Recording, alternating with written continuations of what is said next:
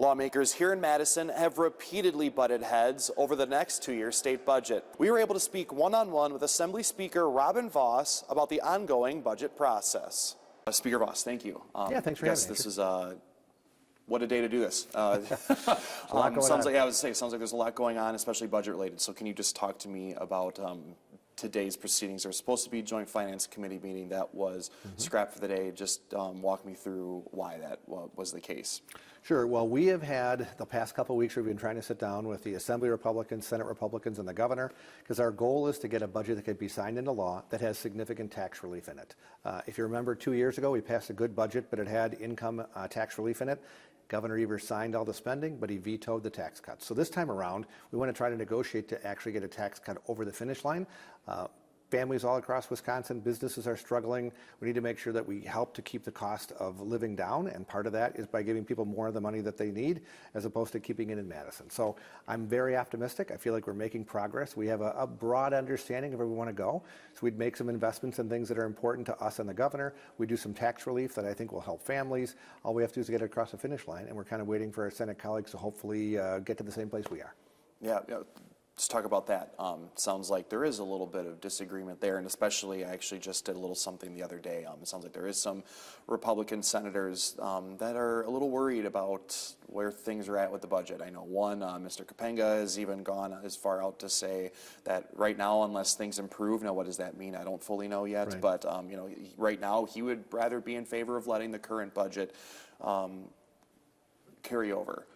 So what's going to have to happen between now and, obviously the goal is always, June 30th, sure, roughly. So what's going to have to happen between now and then to whether it's get more Republicans on board or, in turn, getting Democrats on board? Well, I feel like we've actually done a good job of trying to get a budget that everybody can support.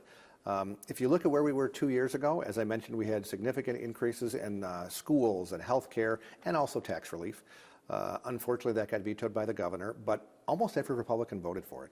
We're on pace to actually have a lower increase in spending than we did 2 years ago when almost every Republican voted for the budget. So it's not like we're throwing money out the window. It's not like we're being irresponsible. In fact, I think we're doing the opposite. We're trying to keep spending in check while making investments in the things that are important and also giving that tax relief that we get guaranteed to actually become law. I don't want to pass a tax cut, puff out my chest and then it gets vetoed by the governor. I want to actually have a tax cut that could be signed into law so people feel real relief. So I think hopefully my Senate colleagues come around to that same idea that, posing for holy pictures and then not having the bill actually become law serves no purpose. I want to have something that actually can be helpful to every single Wisconsin family. I'm going to keep it with the tax relief because I'm going to have some other questions that are not related to that. I've talked with some closer to Green Bay, even Democratic Senator Jamie Wall, where he even recognized that the tax cut that has been put forth and that joint finance is included in their version of the budget is a step in the right direction, but that's kind of where it was left at. It's a step in the right direction. He would like taxes to be more geared towards property tax relief and not entirely income tax based. Where is there room to negotiate or wiggle room with that? Well, for the past decade, Republicans have focused mostly on property tax relief, and I think we've done a pretty good job. Now, if you remember in the last budget, Governor Evers used his creative line item veto to have a guaranteed 400-year property tax increase. And guess what? All of a sudden, a bunch of Democrats have found religion that property taxes shouldn't be as high as they are when they're guaranteed to increase under Governor Evers. So look, I'm sympathetic to that argument, but I want to focus on making sure that we don't only deal with property taxes. We are not raising property taxes in our budget. That's going to happen at the local level because of Governor Evers' actions. But I also feel like we want to focus on retirees. That's where the Assembly Republicans' priority has been. Look, for the average couple, two retired teachers or two retired firefighters or a police officer and a teacher, they're going to end up with about $100,000 in retirement income, and that means they'll save around $1,400. That is big money where I come from, and I think it's something that's meaningful for families. So I would rather make sure that we're investing in keeping people in Wisconsin who might move to a sunnier climate and take their success with them. I want them to stay in Wisconsin to watch their grandkids and volunteer and maybe do a part-time job if they're interested. The idea that we're driving people out of Wisconsin breaks my heart, and I feel like our plan will help that. It's not a panacea, but it certainly will make it a lot better than it is right now. Yeah. With negotiations, sounds like they're resuming. Can you, is that accurate? They are resuming with the governor, and maybe when is the most recent you've talked to him? Is that today, in the last week? What's that looking like? Yeah, we've never really fully stopped. I mean, yeah, there were some things where we just said, look, we don't know if we're going to get there. So we started up the finance process saying, look, we can't wait around hoping we're going to find agreement. But as I said, I am super optimistic. This week we found a general framework, like I say, not a lot of details yet, but a broad outline of where we want to go. I think the governor could sign it. I could certainly vote for it, as could most of my Assembly Republican colleagues. We get investments in child care, investments in special education at the K-12 level. We put more, we get a bunch of reforms and some money for the university system in exchange for a sizable tax cut and a lot of things that will make Wisconsin a better place. So I hope the Senate Republicans will come back and work with us to try to say we got to get this over the finish line. Again, lower level of spending than 2 years ago, guaranteed tax relief, and investments in things that are important. That's a win-win-win. Yeah, UW spending. I know this week and even yesterday was asked before you guys entered session, the rumored $87 million cut to the system. Is that true?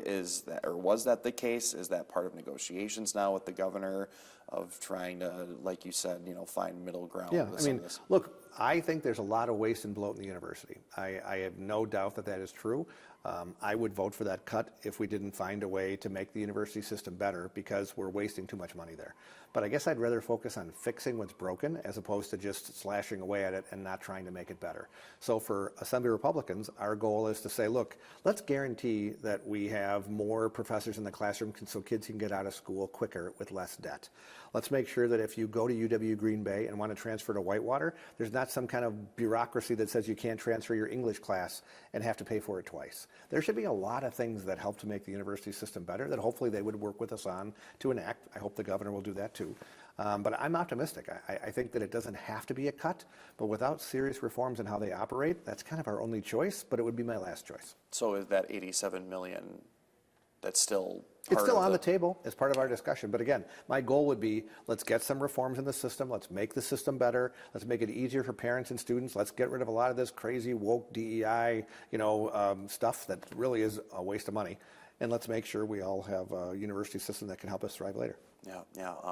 Another issue, especially Green Bay centric. Been a huge talk of closing Green Bay Correctional. Where are things sitting with this right now? I know that was supposed to be one of the big items taken up by Joint Finance today with the capital budget. So what can we see and expect? Like you said, while you're getting, it sounds like there's a framework. Well, let me tell you, I have been in office for quite a while, and I have never seen two people work harder on a topic than David Steffen and Ben Franklin. They are tigers on trying to say we need to get this done. It's been way too long. As you know, Governor Evers has vetoed this multiple times. We need to say GBCI needs to close. It's unsafe. I think we need to build a new facility because I'm not in favor of letting thousands of prisoners out of jail early just because we have overcrowding. So my hope is that we can start by saying, look, let's agree that the prison has to close by a date certain and put some money in there to demolish it, right? Then we've got to figure out how do we get a new prison built so that we don't have a situation where dangerous people are on the street.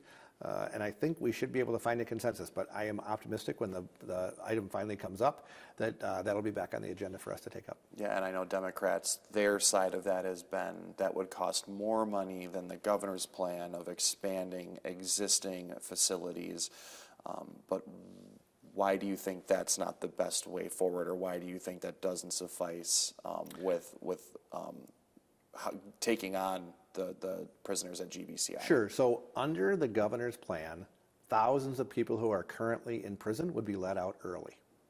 That's a non-starter for Republicans, right? I mean, people don't go to prison for jaywalking. They go to prison because they're dangerous and then they need to pay a price in society.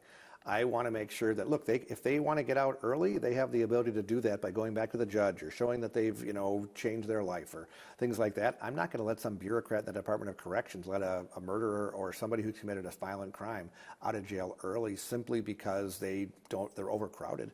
So I think there is a common middle ground is to say, look, let's keep people locked up where they should be. I'm all in favor of trying to make sure people don't come back to jail. I mean, more worker training, more jobs outside as they're getting ready to be released, the opportunity to have retraining inside prison, all those things I support.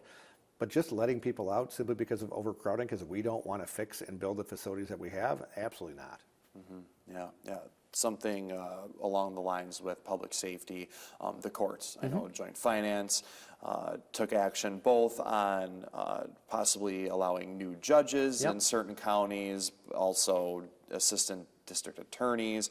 One thing that was shot down was additional judges for Brown County specifically, or at least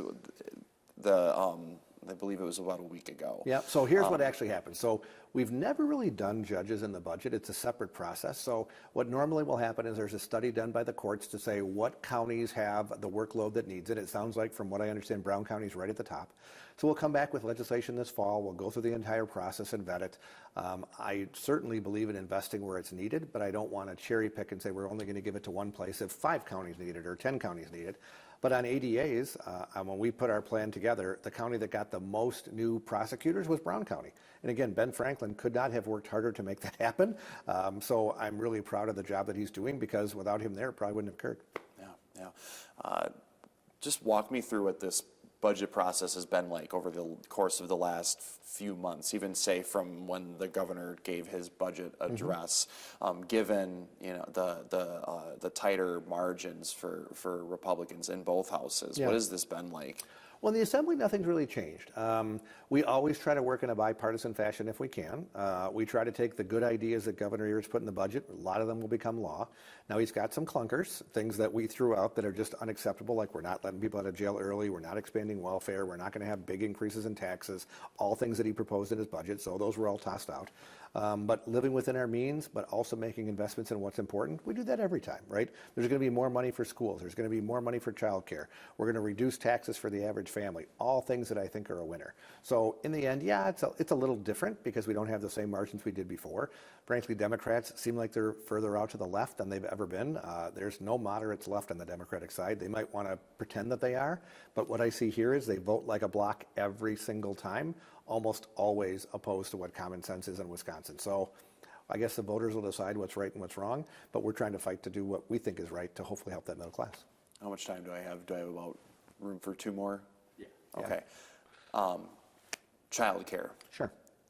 Again, it seems like there's been an agreement that there needs to be something done in that realm, whether it's, more accessibility and affordability. But talk to me about, I know there's been the divide. Democrats still aren't fully seeing eye to eye with the Republican proposals. So what is... So imagine, the governor's or Democrats' idea right now is that if, as an example, if we would send a check to the grocery store owner, he would lower the prices of food, right? I think that's preposterous because it doesn't work. Their idea is to keep sending checks to child care providers in the hope of driving down the cost of child care. That doesn't work either. So what we would like is we'd like the money to actually follow to the parent. So we made a mistake a number of years ago by taking 4K, so kids who are 4 years old, and putting them in the public school. That took a lot of money out of child care centers where they were kind of the easiest kids to take care of. So we're putting more money into raising the rates that we pay for children in poverty to have child care.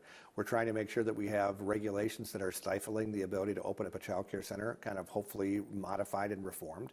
And lastly, we'd really like to guarantee that parents have access to a child care center as they're deciding whether or not to work. So I think all of those things, again, should be an area where we can find bipartisan support. I'm optimistic about that, and I think in the end, when the budget passes, that'll be part of it. Yeah. How confident are you that a budget will pass on time? I always like to be optimistic. Assembly Republicans are ready to go. We'd be in next week if we could finish our deal with the governor, because again, we're not going to pass a budget that doesn't have a guarantee that tax relief will actually become law. We're not just going to pass it, let Governor Evers veto it, spend all the money on every other program, and have the citizens of Wisconsin pay the price. So we're going to stand firm. We are ready to negotiate with anybody, but part of that has to be that the governor has to sign the bill and not go through this whole process of just vetoing it, where we come back to ground zero and start all over again. With less than 2.5 weeks to go until then, have the worries been growing there? Or? Well, it's always a concern, but again, the nice part about Wisconsin is if for some reason we don't pass a budget, nothing changes, right? Everything still is funded. We don't shut down like the federal government. Everything keeps going. But at the same time, I'd prefer to get it done so people know how much are we going to have for schools, how much are we going to have for local governments, what's going to happen with childcare, how are we going to fund tax relief so parents can plan on it. So hopefully all those things will happen, but in the legislature, 2 weeks is a lifetime. So we got a lot of time to get things done. One last question, public education, K through 12.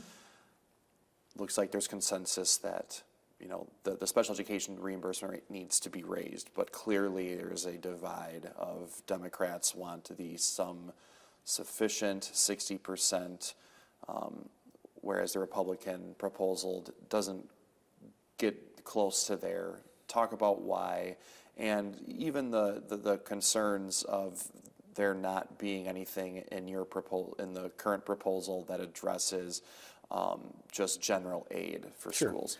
Well, let's remember, number one, under the proposal that Republicans adopted, high cost special ed in every district in Wisconsin will be covered at 90%.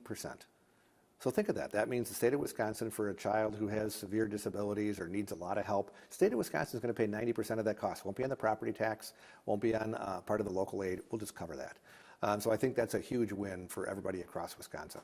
Number two, when Governor Evers issued that property tax increase, the one I mentioned before, 400 years, $325 per kid, well, that's already the law, right? The state Supreme Court, liberal allies of the governor, said he's guaranteed to be able to raise taxes for the next 400 years. Well, he's not going to change that. He's not going to say all of a sudden he doesn't want to raise taxes when he just did that a year and a half ago. So I think we've accepted that that's part of reality. So that's already baked into the cake. So we are, yes, going to make an investment in special ed, but at the same time, we can only afford to do so much in the world that we are, where we want tax relief to be our top priority. So we're going to find a way to get more money for kids with special needs. We're going to find a way to get more money in child care. We're going to ensure that we have a budget that balances and hopefully get it done on time. Despite the current budget expiring in less than 2 weeks, Vos remains optimistic that a new budget will be signed and passed by the time June 30th comes around.